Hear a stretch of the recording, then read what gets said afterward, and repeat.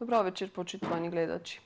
30 години успешна приказна. Навистина еден долг период за да се задржи и вниманието на сите оние кои што го посетиле или допрва ќе го посетат ресторанот Света Софија.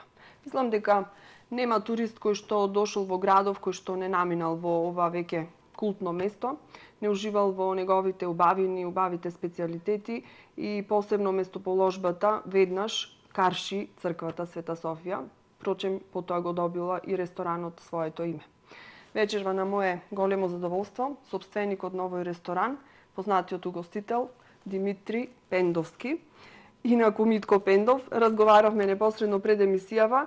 Ќе ве представам секако со вашето правилно име и презиме, но сите ве познаваат како Митко Пендов. Добре дојдовте во Лупа. Добар вечер. Благодарам на поканата и поздравувам сите гледачи на Талама.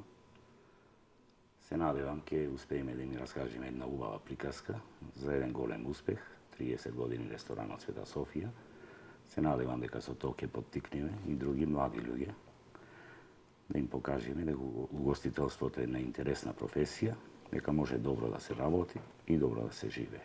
Треба многу работа, многу трпение и љубов. Така. Се започнало пред 30 години на 1 август официјално. Од каде ви дојде идејата еве да се занимавате со угостителство? Дали пред тоа имавте некакви допирни точки со оваа професија?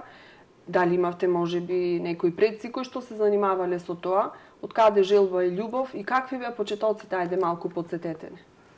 Значи, тоа беше еден период на остамостојување на Република Македонија, на распадот на тогашната Социјалистичка Федеративна Република Југославија. Иначе, моите предци давно време тука исто имало дуќан, имало ресторан, значи многу давна. Нема некои барав јас некои документи, барав некои снимени материјали, нема од тогаш, ама од старите охриđани ми раскажува дека имало тука објект. Како сега то, никој, јас, например, татко ми, дедо ми не се занимавале со угостителство. И тоа беше периодот веќе кога во Охрид имавме ние доста голем број на туристи од бившата Југославија и од Холандија, тогаш беа најголем број на странските посетители. И Охрид како една интересна дестинација, тогаш веќе беше едно време на безработица, тогаш почна да се затварат фабриките. Јас тогаш завршив со школа и решивме да си ја пробаме среќата во приватниот бизнис. Тешко беше од почетокот, тогаш беа едни други времена. Ние неколку години пред 1988 година баравме одобрение за да отвориме дуќан. Во стариот дел не се дозволуваше тогаш да се отварат приватни угостителски објекти. Пред тоа беше отворен ресторанот од Палас Турист. Рибниот на кој мислите? На Рибниот? Не, на Рибниот, на кај Паскали, кај Кочо. Как се викаше? Не ми текнува име, да. Добро. Значи, тоа беше отворен, ама тоа собствен, да, тоа беше 5-6 години пред јас да отворам, тоа беше Палас Турист ресторан. Значи, Палас Турист туристичката агенција го отвори. И чекавме неколку години, после кога се дозволи, ние бевме првиот угостителски објект во стариот град. Почетоците беа тешки, значи, импровизација би рекол. Денеска веќе едно друго време, денешно време не можеш, не знам јас како работавме во тие услови, но сепак, како што врвеше времето, се уходавме различни периоди. Да, со кого започнавте? Сигурно имавте некој тим, затоа што тешко е сам да се лови во овие води. Во тоа време, не време, се уште приватниот бизнис беше за многу луѓе мисловна именка. Значи, од каде да се почне, како, што да се направи? Како што реков пред малце, повеќе беше импровизација. Ама, мојот татко добро ја познаваше угостителската дејност, добро ја познаваше затоа што беше од другата страна, и јас како млад доста често посетував угостителски објекти. И морам тука да напоменам дека најмногу за успехот на ресторан Света Софија најмногу се должи баш на тој факт. И кога ние отворивме ресторан, прво што тргнавме да ги анулираме оние работи кои што ни смета како гости. Например? Кога ќе одиш негде гости, Да, што беше тоа? па повеќе работи се, не конкретно една. Значи тоа што ти сметало дека треба да го чекаш кенлерот, треба да викаш и така натака, тие работи, значи ојдовме малце на еден поинаков тип на послужување, значи не онај професионален кој што си беше по хотеливе, пошто таму си имаше навистина добри кенлери професионалци, ама системот беше таков, кај што немаше премногу љубезност и немаше премногу добар однос, посебно кон домашните гости. Значи, односот таму се знаеше, повеќе внимание се посветуваше на странците, понудата беше ограничена, во тоа време тешко беше негде да се добијат виски да се нарачат. Па во прво време беше проблем и да се набави. Тогаш И што правевте вие во тие времена го носевме, одевме по фришопи, тогаш немаше контроли како сегаш имат да мора да е све со бандерола, да мора да е све, мада сега не е проблем затоа што имаме понуда. Дисконтите кои што денеска работат во градот се прави професионалци, значи имат широк избор на понуда на сите врсти на пијачки, така да денешно време не е проблем.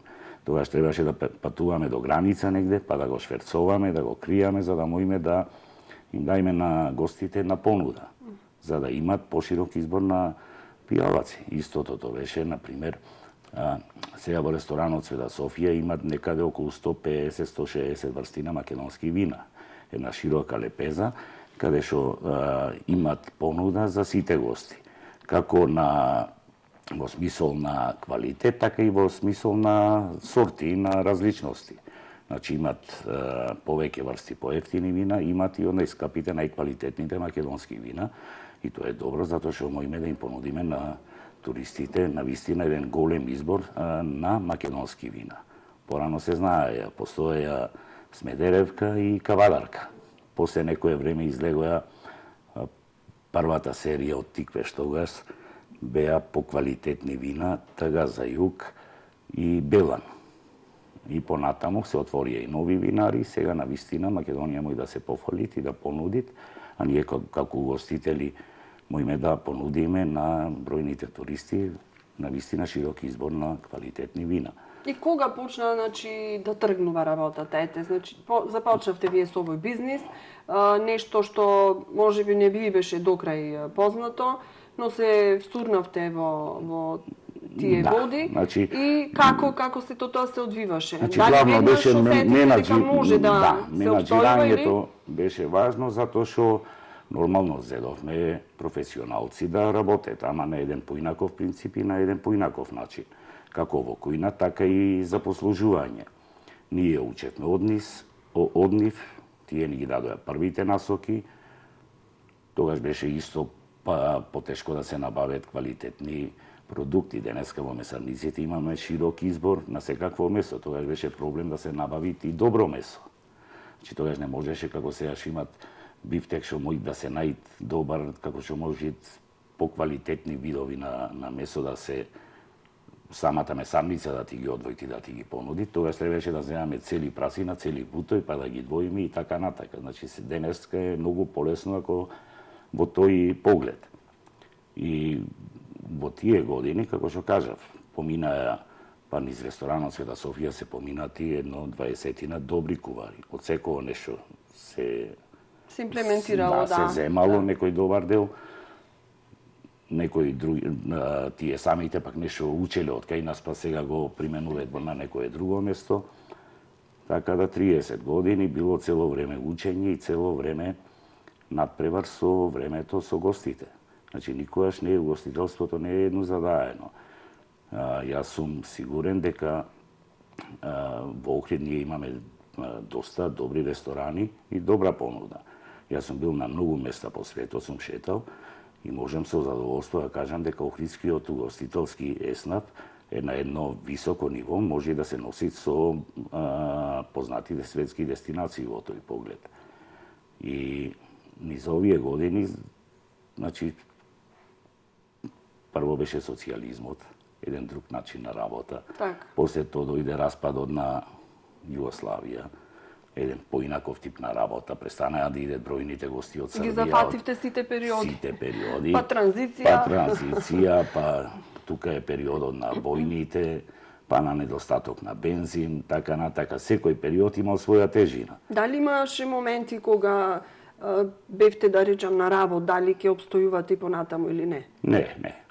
Немало. Мислам, не сме дошле во таква ситуација. Сега, добро оди циве овие години и веројатно тоа е една од причините затоа што никогаш не сме помислиле да се откажиме. Так. Локацијата на ресторанот е добра. Почнавме тогаш, беа само 30 столици. Во моментов ресторан Света Софија располагаат со 170 столици. И тогаш беа, како што реков, импровизација со две леви чаши, две десни чаши, сега да се малце да се она. Сега сме спремни да послужиме и бројни делегации, бројни гости од висока класа. Мислам дека и охриджани, поголемиот дел од нив биле наши гости и се увериле дека навистина се трудиме, никогаш не можеме да речеме дека е идеално. Стално треба да се надоградуваат, стално треба да се начинот на сервирање да се менуваат со текот на времето, значи порано се служеа 5 врсти на месо, сега имаме едно пошироко мени кај што ги послужуваме и македонските специјалитети, ама треба да земе нешто и од меѓународните кујни. Так, пошто сте препознатливи, еве, ресторанот Света Софија, реков дека многу голем дел од туристите кои што биле во Охрид го посетиле. Што е она што ви е вас специјално, специјалитет на куќата? Значи, или... порано беше повеќе беше рибен ресторан. Ама со текот на времето, прво ради тоа што тешко се набавува пастарката. Сега моментално и ја нема, затоа што знаеме, немат концесионер. Затоа викам, цело време се занимаваме со некои вештачки проблеми. Ви се наметнуваат проблеми, не можете само со вашата бранша да се занимавате. Половина од гостите што идат од надвор саке да пробет, а не сме име да ја нудиме. И тука е еден голем проблем. Порано, значи, се продаваше повеќе пастарката и другите видови на риба од Охридското езеро. И навистина Охрид морат како основна понуда во менијата на рестораните да ги имат рибните специјалитети. Јас не знам на кој начин тоа би се направило, но сепак државата, градот мора да преземе некои мерки. Точно е дека рибниот фонд е намален, но сепак треба да размислуваме и за понудата ради гостите кои идат, дека треба сепак да им понудиме некои карактеристични охридски специјалитети. А што мислите за идејата секој ресторан да си биде специјализиран, значи во својот домен и со својата кујна впрочем? Значи, ако ресторанот нуди рибни специјалитети, тоа да му е карактеристика, некој друг ако нуди месо и месни производи и, значи, не знам, скара или некои специјалитети национални, тоа да му биде специјалност. Мислите ли дека така е добро или треба тоа е најдобро. Да. Тоа е најдобро, ама не изводливо во овај момент. За нас би било полесно, секој кога би работал со десетина продукти, десетина видови на храна, отколку сега во моментов си ве нудиме се и се што. Тоа е борба за гости, тоа е типот на гостите. Ние можам да речам, Охрид е секоја година идат се повеќе гости и квалитетот, како што расти квантитетот, расти и квалитетот. Ама се уште не сме стигнати до она ниво кај што, например, еден рибен ресторан би можел да продават само риба. Затоа што знаеме, рибата е малце поскапа, а нема доволно се уште толку клиентела да можете еден ресторан да екзистират ако продават само риба. Сме пробале све, значи, низ годиниве наназад. Да елиминираме некои јадење и тоа, ама на крај ќе сватиш дека тоа што го барат гостите, тоа треба да им го даиш. За нас угостителите е најлесно така, секој да си биде специјализиран во својата област, тогаш ќе се постигне и подобар квалитет, тогаш ќе може да се сите фази на угостител во самата дејност се олеснуваат. Така, ќе се усовршите во некој дел и тоа ќе ви биде ваша специјалност. Ама во овај момент е неможно, затоа што, како што реков, се уште немаме толку квалитетни гости кај што би се служеле, да речеме, во еден ресторан само стекој, во еден ресторан само рибни специјалитети, во третиот, не знам, поедноставни народни јадења и така натака. Значи се уште нема добра клиентела кај што ќе може да се служат само специјалитети. Значи мораме да нудиме све. Така, кога ќе направите паралела од почетоците на вашето работење и сега, значи гледам од самиот разговор дека се одело во една нагорна линија, што и така треба да биде нормално. Со текот на времето и со некои современи тенденции се подобруваат работите еве и во угостителството, во делот на угостителството, но кога ќе се навратите еве 30 години наназад, што е она што ви недостасува можеби, што е она пошто и ден денес копнеете? Мислам дека тогаш луѓето некако повеќе знаеат да уживаат, да се радуваат, тие нивни излегувања можеби не беа толку чести, но навистина уживаа во сето тоа. Сега некако како да е сведено на некаква формалност и толку. Дали сум во право, можеби, можеби не има отпечаток точен, но еве, вие ќе ни кажете. Потполно сте во право. Значи, прво е смена начинот на живот кај нас. Сега луѓето се кризата години влечена таа криза, нормално се рефлектираат и врз начинот на живот. Прво, средната класа, таа што е најдобра за нас како угостители, пошто е најбројна и секој сакат барем еднаш неделно да излезе, веќе ја нема. Значи сега има ретко кој може да седне и од друга страна со самата таа криза и тие што идет не се релаксирани како што беше на времето. Так. На времето се знаеше во викенд, дали било лето или зима, ќе се наполнеше ресторанот безгрижно, не мораја сите да вечерет или да ама сите имаа бар по неколку пијачки и по некое ситно мезе. Имаше душа, имаше разговор, имаше веселба. Денеска тоа немат. Денеска се, како што реков, сите со своите грижи, ретко некој да мој да се опушчи. И денеска, за жал, од една страна добро е, што, например, во ресторан Света Софија, минатава година, ова цела сезона, од Нова година, па ево скоро од Нова година, по некои анализи што си ги правиме, 80% од гостите биле странци. Значи, тоа е од една страна за радување, ама од друга страна е жалосно зашто да не бидат зашто и домашните гости не може да се дозволат. Да го поправат тој лош просек, за да можете тие барем еднушка на 2 недели или еднуш неделно или еднуш месечно, фамилиарно или со пријатели да се релаксираат, да уживаат во староградска музика, во добро јадење и така натака. Што најмногу странците сакат, еве, што барат? Различно. Како што реков, значи имаме клиентелата што доаѓа во Охрид е на неколку нивоа. Значи има обавезно секој сака да пробат национални специјалитети. Порано не сме ги служеле, сега служиме и национални јадења, како што реков, тоа е побарувачка. И ние мора да се прилагодиме на пазарот.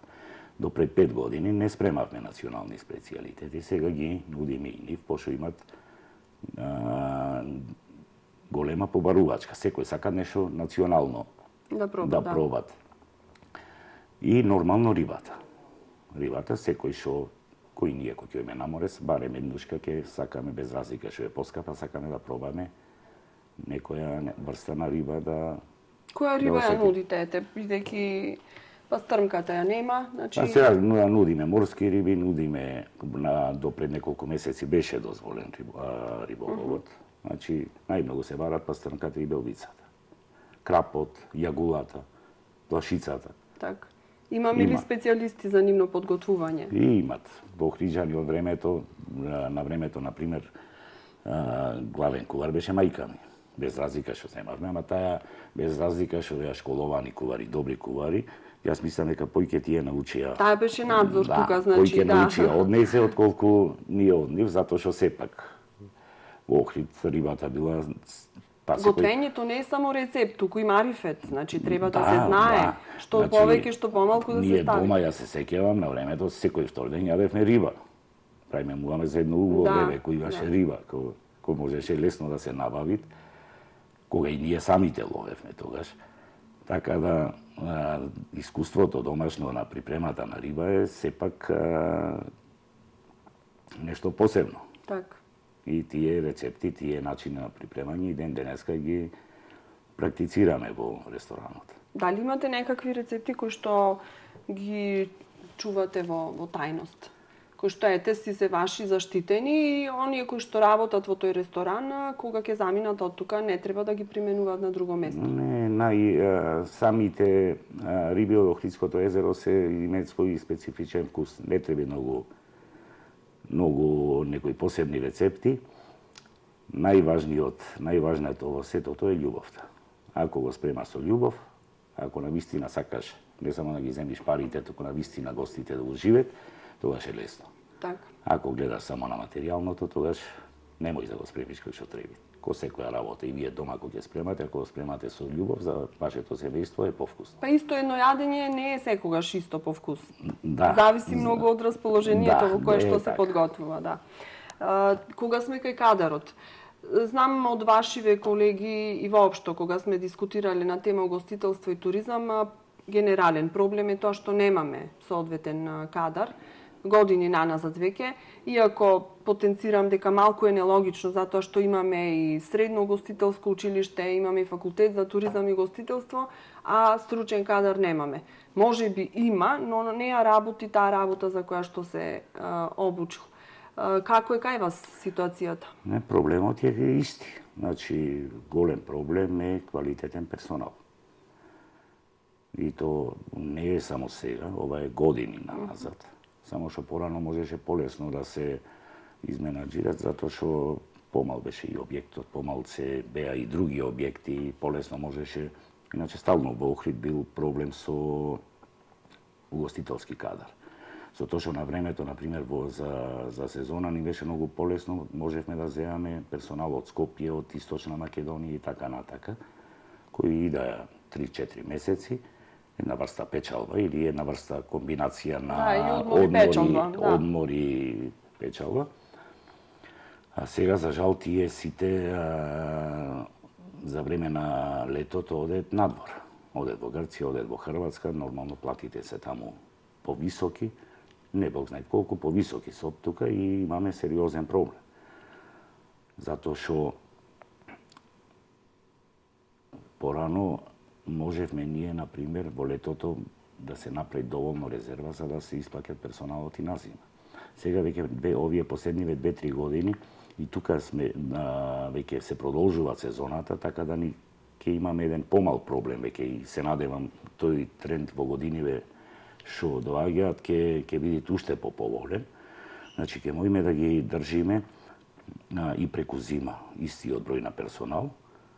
Така да во лето ќе ни биде многу полесно, ќе треба само уште малце неколку помошници да се вклучуваат за да може да се послужи нормално во лето поголемиот број на гости. Значи во ресторанот моментално во мојот ресторан се запослени 12 лица. Плюс јас, плюс целото семејство кој ќе треба помагат. Да, веќе една фирма од помал обем. Да, во текот на целата година 12 лица осигурани работат цела година во ресторан Света Софија. Нормално сега пошто на лето користат не може да користат одмор. Сега ги користат одморите, повеќе слободни денови. Значи со продолжување на сезоната придобивките се многу поголеми. Можеме да го задржиме квалитетниот кадар. И се надевам дека и во Охрид за брзо време, за година, 2-3, ќе можеме да понудиме и повисоки плати. Па тоа сакав да ве прашам. Дали се задоволни од примањата? Сега може би ова прашање не е за вас, туку за нив, ама сепак имате контакти, ако не се задоволни, ќе имате реакции. Значи не сакам да ги споменувам ради колегијалност, не сакам да ги споменувам платите кои што ги даваме во ресторан Света Софија. Нормално, чим работените се по 10-20 години тука, се задоволни. Нормално, никогаш не е доста. Колку почитувате лојалност? Колку ви значи? Најважно од све. Најважно од све, пошто туризмот, угостителството е специфична дејност. Значи, не се работа тука само за лојалност околу прометот, околу тие работи, се работат за лојалност, најважно е тука лојалноста кон гостите. Затоа што сите зависиме од гостите. Ние сме на пазар. Гостинот е секогаш во право. Па не секогаш, ама во... Така стои, дека многу пати не е во право, ама мора правило, златно да. правило во угостител, Мора значи да се морат некојаш си услужи онака како што тој бара, барем да точно, се потрудиме некојаш, некои денот, барања се можеби нервозен си, ама невозможни. мораш да се насмеш и мораш да некојаш и гостите го претервет со премногу барање и премногу она, ама мораш да бидеш љубезен и мораш колку што можеш да удоволиш на сите тие нивни прохтеви. Впрочем, затоа сме и тука. И затоа викам се надевам дека за нормално за Охрица важите како една од најевтините дестинации. И рестораните во Охрица е едни од поевтините, не правуваме во споредба со Грција и со Хрватска. Велат дека сме скапи. Секогаш излегува, да, секогаш пред јас сезона излегува некој надписи Охрите скап. Јас сум па не знам, сигурен дека храната била скапа, нигде кафето во било. светов за едно еврокафе, ретко каде може, веќе и Албанија, се цените беше поевтина малце, и таму туризмот се развива доста, и таму се отварат прекрасни објекти, ама со тоа заедно и ти покачување на цените. Значи, гости веќе видат во Охрид една работа, треба да разбериме. Не треба да ни идет само ради тоа што е ефтино. Значи, подобро, нека бидат и малце поскапо, само да бидат задоволни од услугата. Никој нема да се пожали на цената, ако биде задоволен од квалитетот на тоа што го добил. Да, точно. Значи, ако е тоа она што го за она цена што што го се очекува. нуди, треба да се дават и толку нормално, треба да имат и ефтини објекти, треба да имат и скапи објекти. За секого по нешто. Но во секој случај во тие ефтините објекти треба да се води грижа дека треба да имат барем минимум квалитет. Тоа ми беше зборот. Значи има многу гости што ќе речат ефтино беше, ама не беше добро. Така. Подобро нека биде малце поскапо, ама да биде задоволен. Затоа што помалце важно дали потрошил еден гостин, да речеме, 600 денари или 700 денари. Не му е важно тие 100 денари плюс, ама за разлика на тие 100 денари треба да добијат она што навистина му следува. Вие сте првиот ресторан во стариот дел на градот и воопшто можеби сте и прв приватен ресторан во градов. Охридска куќа рече. Охридска куќа, да. Па затоа ви реков рибниот да, ресторан, да, знам дека Охридска тука куќа беше, ама беше. добра, ете се присетивме и на тие времења. Дали од тогаш, значи до сега, во текот на овие 30 години, доста ресторани се отворија во стариот дел на градот. Дали ги чувствувате како конкуренција или пак ви се мотивација за уште повеќе да се подобрите и да ги усовршите оние услуги кои што ги нудите во вашиот објект? Нормално конкуренцијата носи само напредок. Никој не треба да се плаши од конкуренција. Мене ми беше потешко кога бев сам во тој дел на градот. Се околу мене имат уште 2 објекти, и на самата улица имат уште 2-3. И сето тоа веројатно влијајте на зголемување на прометот кај мене. Значи, конкуренцијата носи прво борба за квалитет, борба за гости, а нормално кај што имат повеќе ресторани, гостите ќе одат во тој дел кај што имат повеќе ресторани, да си направат свој избор. Мака кога е еден сам ресторан е многу потешко. Треба специјално да го знаат и да трнат на тој дел. Ако ќе знае дека на едно место имат повеќе ресторани, како и ние, ако име сега Белград, например, ќе име Скадарлија. За знаеме дека таму имат, без разлика што сега си има нови квартови во Белград, можда и подобри ресторани, ама останато ни од времето и знаеме дека таму имат десетина ресторани, во некој од нив ќе не бендисат и ќе седнеме. Како функционирате угостителите вака меѓусебно? Значи, ве поврзуваат многу заеднички работи, од позитивни, негативни проблеми, имате ли комуникација? Знам дека постои формално, значи еснав на угостители, но дали тој фактички функционира? Како е тоа сето решено? Па имат угостителски еснав, функционират колку што може да функционират. Не знам сега, комуникација со колегите имаме, секојдневна, се среќаваме, пијаме кафе, ќе се сретнеме и на улица, не тиште нормално исти проблеми, но мислам дека таа соработка мора да ја канализираме преку Сдруженијето, преку еснавот и малце повеќе за да имаме еден заеднички настап пред локалните и државните органи. Затоа што знаеме, денеска светот функционира така, мора да има здружение и барањата на здруженијето да не биде само Други кога настапувате? Настави да биде писмено даени, Да, архивирани, така да имат сега, гледам и доста проекти од меѓународни институции. Тука малце би требало да поработиме, да добиваме тие проекти што нормално носат голем придонес како за развој на градот, така и за нас угостителите. Значи тука кај што ме поканивте да бидам гостин во оваа емисија и искрено да ви кажам се двоумев затоа што немам што да кажам. Мислам дека и тука бев во вашава куќа пред 15-20 години давав некое интервју. И жалосно е кога и денеска ево ќе ги повториме истите работи. Истите работи. Значи ништо ново нема име истите проблеми со кои што се соочуваме. Хигиената, осветлението, кучината, потполно истите проблеми што ги имавме пред 15 години ни се појавуваат и денес. Се надевам дека Ајде да се надеваме за наредната емисија, веќе ќе се сменет и работите на подобро. Ама наредната нема да чекаме 10 години. Да, да се надеваме. Ќе направиме многу побрзо. Затоа што тоа се ситни работи, значи не се некои големи. Ситни, ама многу значени, што оставаат печаток за жал негативен кај гостите. Ние, на пример, да имајќи во предвид дека една од најфреквентните улици во Охрид, туристичка, е од Горна порта до Долна порта. Сега да поминиме е Темница. Преку ден да поминиме, ако најменна канта за отпадоци, значи, на такви банални ситни работи. Од Горна порта до Долна порта нема ни една канта за отпадоци. В джепке си ги носиме. Да. И на крај гостинот и да сака да биде културен, не може тоа да го јавните тоалети и така натаму. Ќе зборуваме за тоа вториот дел на емисијата и сега ќе направиме една пауза. Не можам да ви понудам кафе, кратка е паузата, ама ќе се напиеме малку вода. Кафе во ресторанот. Да.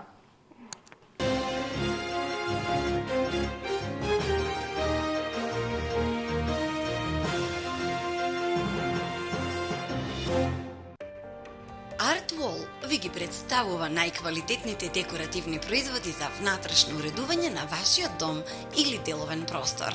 Внесете топлина и стил со широката палета на бои за зидови од познатиот бренд Sandeco, сертифицирани со врвен квалитет, отпорни на влијанија, еколошки и безбедни по човековото здравје.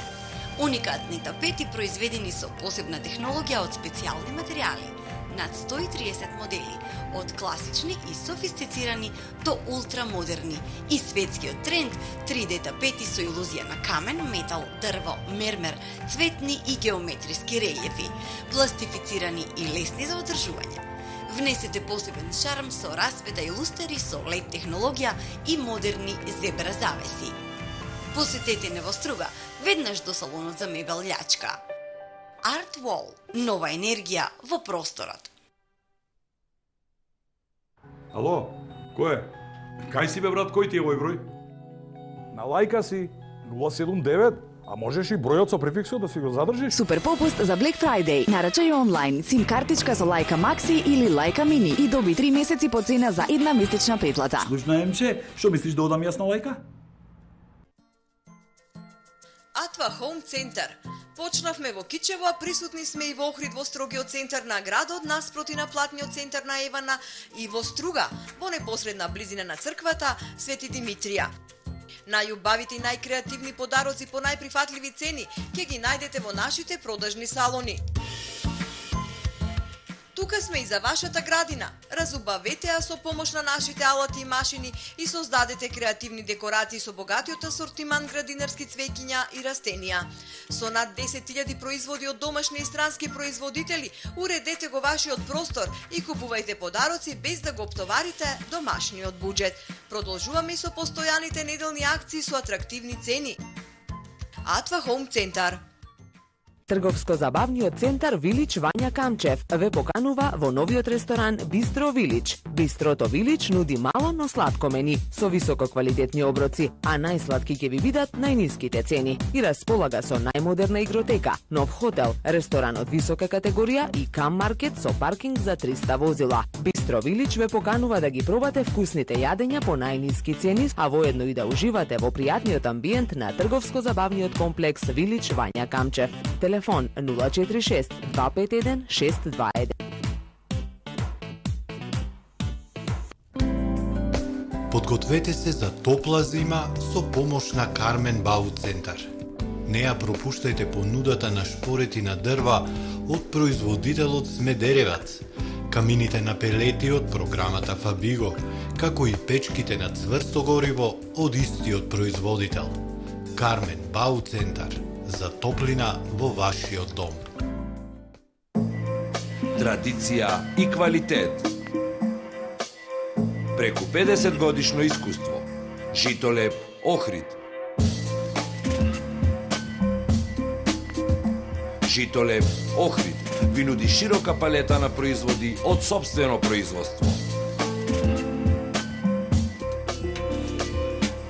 Житолеп Охрид.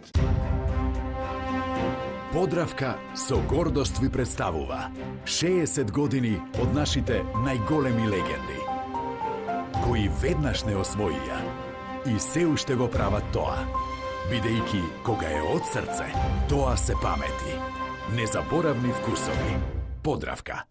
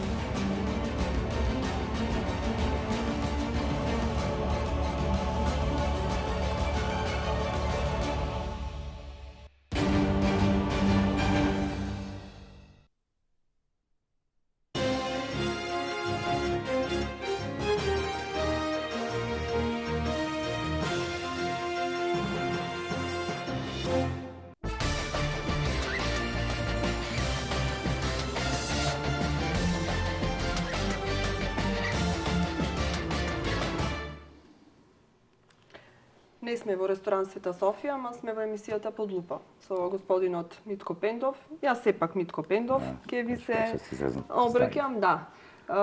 Разговараме за една 30 годишна успешна приказна на овој ресторан и воопшто за угостителството во Охрид, неговите почетоците на приватниот бизнис и се она што било добро, помалку добро во минатото и се она што денес еве како некој недостаток. Се навративте десетина години наназад и рековте еве се среќаваме со истите проблеми и денес. Зошто тапкаме во место? Значи станува збор за мали и ситни проекти, но сепак значајни за туристите кои што им оставаат негативен впечаток. Рековте, ги набројавте неколку, јавните тоалети, хигиената и така натаму. Ајде, вие како фела лобирајте до локалната малку да се сменат овие работи. Да не зборуваме за истото и после 10 години. Јас се надевам дека ќе се среди, дека едношка и дека тоа ќе видат. Проблеми стално ќе имат, ама да ги трниме нив, ќе излезе нови.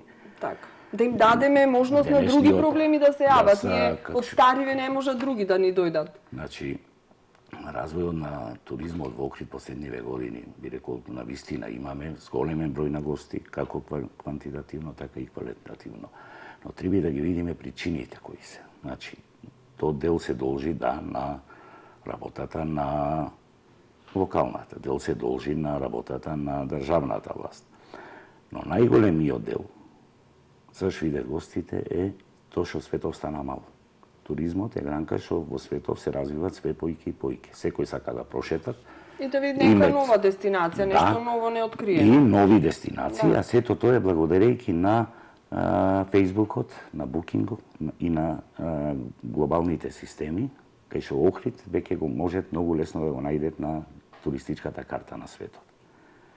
Благодарение на тоа е зголемен толку бројот на гости. Јас разговарам секојдневно со гостите, па 80% од нив дошле по препорака на пријател или го нашле случајно на овие медиуми и затоа треба да го искористиме овај момент.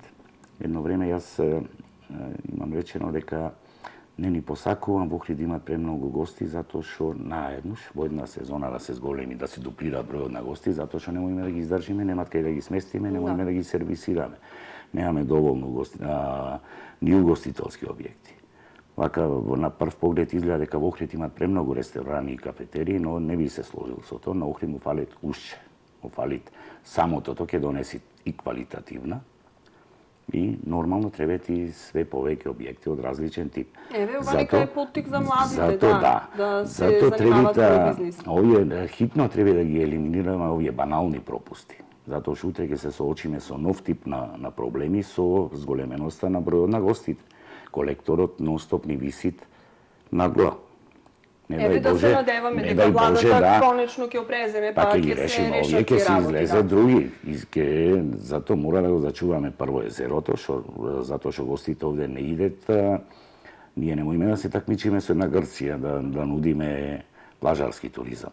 Ама пак затоа во Грција ги немат овие предности што ги имат во Охрид.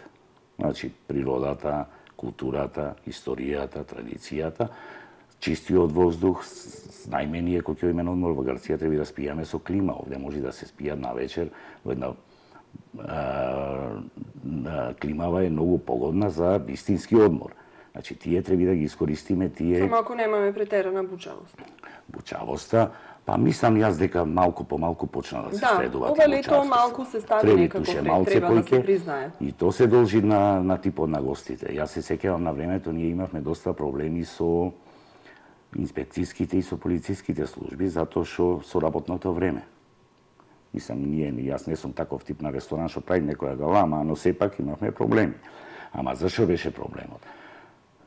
Целиот ресторан беше резервиран, а до 10 сатот навечер немаше ни еден гостин. И ќе поминеше, некој прашпеше што е празно. А резервирано све. Значи, гостите беа научени да излегват во 10 сатот. Да. И нормално, ние седевме до касно и работавме до касно, затоа што бевме принудени, пошто тогаш ни беа мушчерите. Сега со странските гости е многу полесно. Тие иде на вечера во 7 сатот, уште сонце има, тие иде на вечер и главниот удар ни е од 7 до 10 на вечер. Заш кој сака да работа до 3 сатот цавајле? Никој.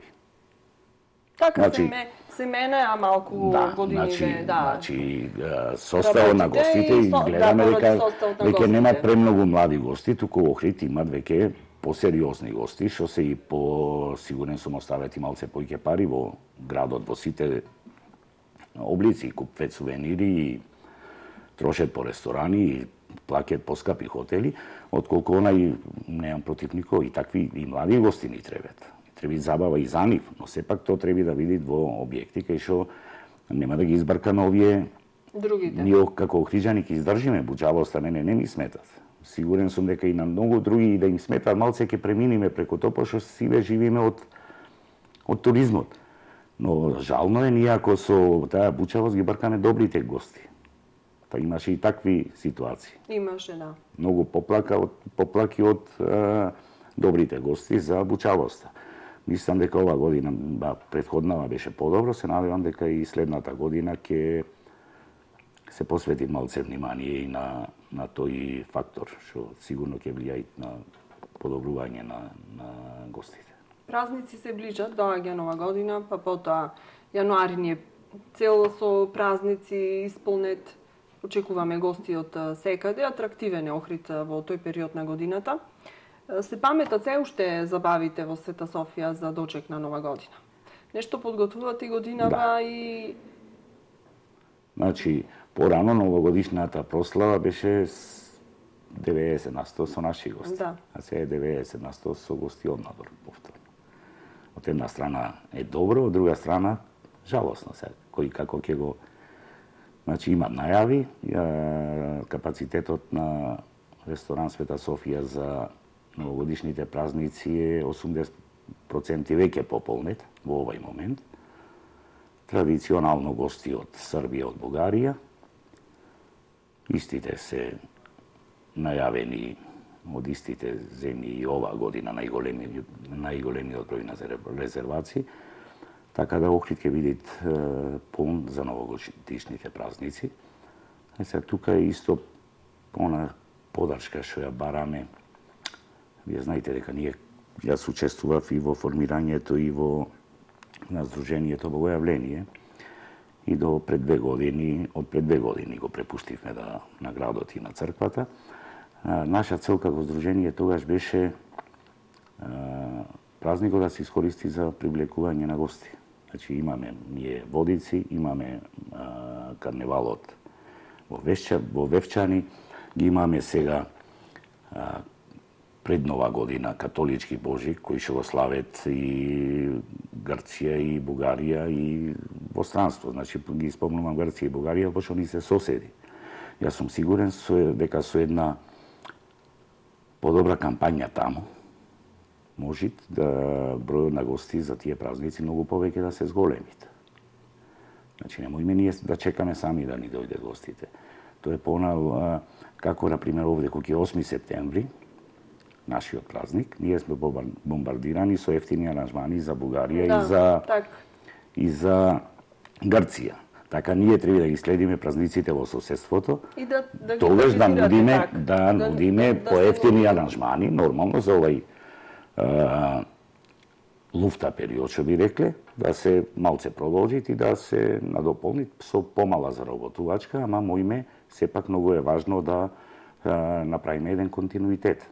Да нема некој поголем вакуум период, кога воопшто тоа е добро, значи ќе можеме да се спремиме за Нова година, да се загреет хотелите, ние да си набавиме роба, персоналот да ни е тука, значи големи се придобивките. Треба малце само поорганизирани заеднички настап на повеќе. Имаме нова локална власт. Каква ви е соработката? Пак ќе речам преку Сдруженијето, со ТЛЕР, со секторот, со градоначалникот. Градоначалникот ни доаѓа токму од Факултетот за туризам и гостителство. Значи, добро му се познати приликите. И дали најдувате на разбирање? Има некакви за некои ситуации, за некои ситуации, за некои не. Јас се уште ние не ги имаме предочено сите на наши проекти. Се надевам нормално прва година на мандат треба да согледат ситуацијата и да ги видат покрупните зафати со кои што треба локалната да се занимават. Но сепак не треба да не заборават и нас, пошто, како што рековме, јас сум сигурен дека угостителството и туризмот во Охрид се веќе носечка гранка во секој поглед. Не носечка, туку 70-80% сигурен сум дека од производот на Охрид е туризмот. И се надевам дека ќе име малце поиќе за разбирање. Значи, ние не бараме помош, ние бараме само да не ни се одмагат. Значи, нормално, треба да си бидеме лојални, да си ги плаќаме даноци. Сето тоа што е обврска према државата и према локалната. Ама, значи, во најмала река да се поедностават процедурите, да се, прво би рекол, процедурите за отварање на нови објекти. Значи, видовме ова лето дека на Охрид му фалет сместувачки капацитети од повисока класа. Ние се уште во Охрид немаме хотел со базен. Не знам сега новиот што го отворија, мислам дека имат ги исполнуваат и услови, но сепак на Охрид му фалет повеќе објекти од повисока класа. И што ќе привлечат по-ексклузивни гости? И добро, јас сум еден од, да речам, помалите објекти, ама имам колеги мои кои што се занимаваат со хотелскиот бизнис и во разговор со нив изјавиле желба дека и тие се спремни да градат нови хотели, да градат нови капацитети, нови поголеми ресторани, само тешко се доаѓа до квалитетна локација, до атрактивна локација. Значи, јас сум сигурен дека ова локална власт ќе ги имат во предвид тие работи. Нека треба да ни се дај поттик, тоа што го работаме, што печалиме, што сработуваме, да му име парите, да ги вратиме, да го инвестираме.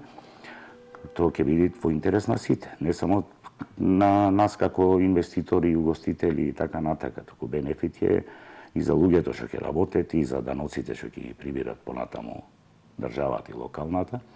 Имаме во Охрид, јас мислам дека има доволно слободни локации, кои што треба да ни се понудат нас како на гостители, за да можеме да, би рекол, да се реализираме, пошто годиниве наназад не се дореализиравме како гостителски работници. Јас сум сигурен дека имат како мене и би реков уствари дека имат доста мои колеги кои што се спремни да инвестират, само да се олеснат тие процедури и околу добивање на тие дозволи за градба и така натака, и сепак да се добиет некои добри локации.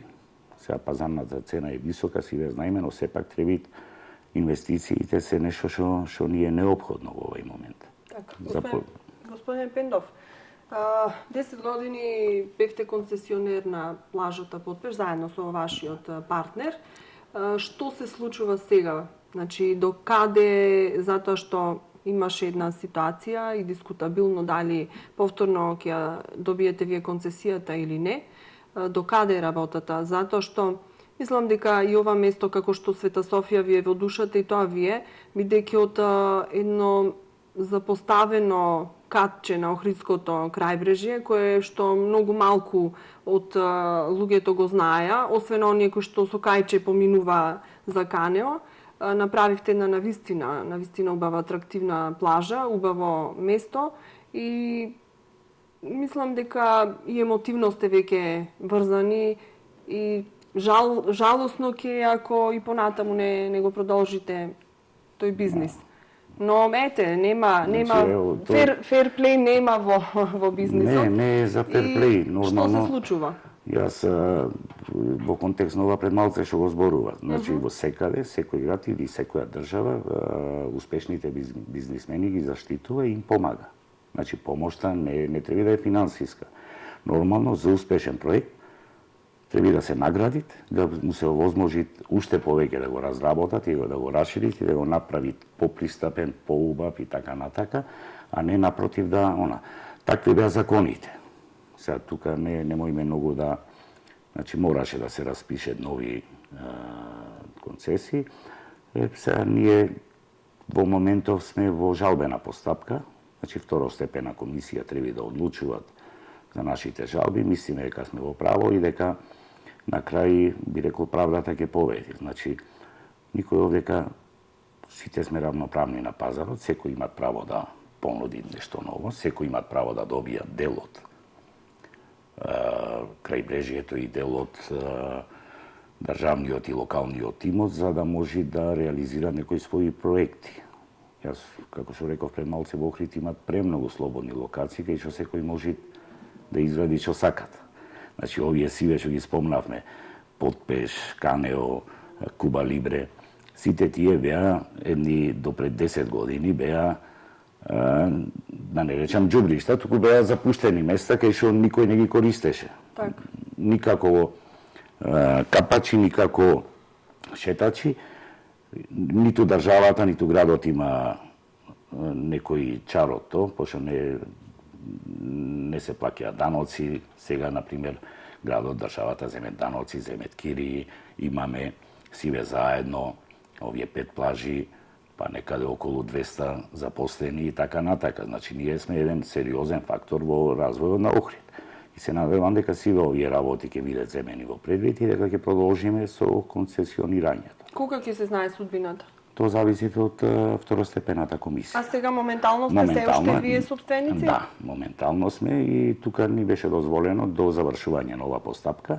Нашите договори беа завршени, но сепак ни беше дозволено во интерес на туризмот, во интерес на сите тие работи да можеме, затоа што не губиме само ние, губите општо туризмот во Охрид.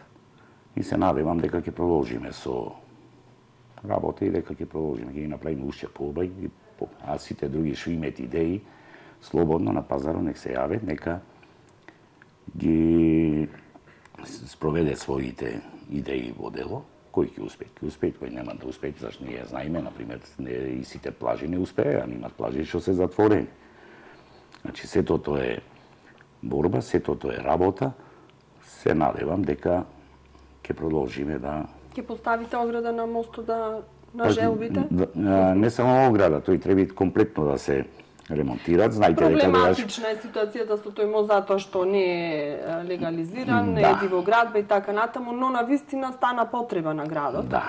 И ова плажа не би можела ниту да функционира ако тој не се работат само за ова плажа. Значи, јас како што реков, ние сме живави угостителите и приватниците. Значи, кога не бил тој, ние би нашле начин како нормално првите 4 години ние работавме без мост. Па беше исто така полно, исто така беше дори поатрактивно место, пошто не можеше секој да дојде. И овде се гледат, овде е интерес на градот веќе, затоа што преку тој мост, ако дури и во овој период преку зима, значи ако помине 1000 пешаци по тој мост, во плажата Потпеш застануват 50. Другите 950 само поминале, ги виделе охридските убавини и продолжиле према црквата Свети Јован и така натака. Значи тој не е мост само за плажата Потпеш и за другите угостителски објекти што екзистираат во населбата Канео, зашто таму се отворија, знаеме, уште 4-5 угостителски објекти, е атрактивно на вистина во рибарската. Убава Значи придобивките се многократни. Не треба тука само да го гледаме, да ја гледаме плажата Потпеш и интересот на плажата Потпеш од мостот. Мостот е моментално општо добро на целиот град, на целата држава и нешто морат хитно да се превземе. Имате ли нешто конкретно околу ова прашање? Па имате, ние колку што моиме да го санираме и моиме значи спремни сме и да поставиме и ограда и да го само не сме да ги превземаме тие чекори, дур не се правно регулират статусот на мостот и статусот на плажата. Иначе ние сме спремни во секој момент да ги направиме тие зафати. Така. За на крај веќе го преминавме терминот, ама ете муабетот ни тргна. Знаем дека ќе е така, иако малку се двумевте дали да ми бидите гостина, ама јас инсистирав, значи сакам да ми се луѓе кои што сметам дека ете оставиле некој белек и заслужиле и треба еден простор да им се издвои медиумски, а вие сте еден од нив и убав овој муабет и како подсетување и како поттик за младите генерации. Пак да се родите, пак ќе бидете истото? Па веројатно. Значи, кога разговарам, јас ви реков, видите, има сега млади угостители. Да, така ми рековте. Јас би сакал во нормална комуникација со нив, ги слушам нивните идеи, има навистина млади деца со прекрасни идеи за развој на туризмот во Охрид и целокупниот развој на Охрид. И сепак јас преферирам младите веќе да остајат. Ние оставовме една трага на Охрид со сиве овие проекти што ги спомнувавме. За жал, поради X причини, поради кризата и поради други фактори, не успеавме да се дореализираме.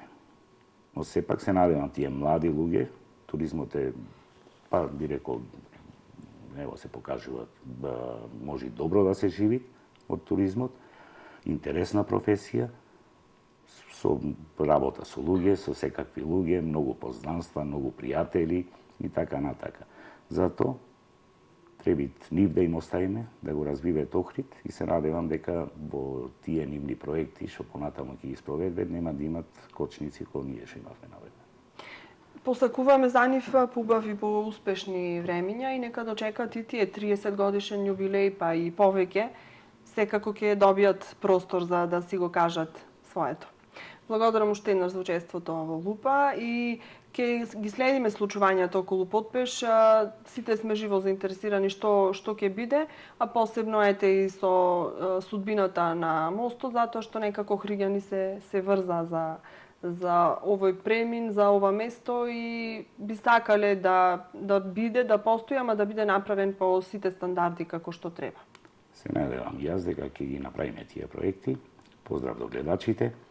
Се надевам дека во догледно време ќе може почесто да ни бидат гости, нормално во една подобра економска ситуација си дека се најме, кај што, да ви кажем искрено, фалет на моменти старите гости, старите охриѓани. Се надевам дека за брзо време ќе стигнеме во таква економска состојба, ќе бидиме да може почесто да биде наши гости. Така. И само ова е веќе изумев, а сакав да го кажеме пред гледачите. Имате една идеја, бидејќи доаѓаат празници, да бидат осветлени улиците Самоилова и Коста Абраш, да се направи едно звездено небо, што е навистина убава идеја. Еве еден апел и поздрав до локалната, нека размислат на оваа тема и нека го осветлат овој дел на градот, затоа што нема турист кој што не поминува по овие две улици. Благодарам уште еднаш.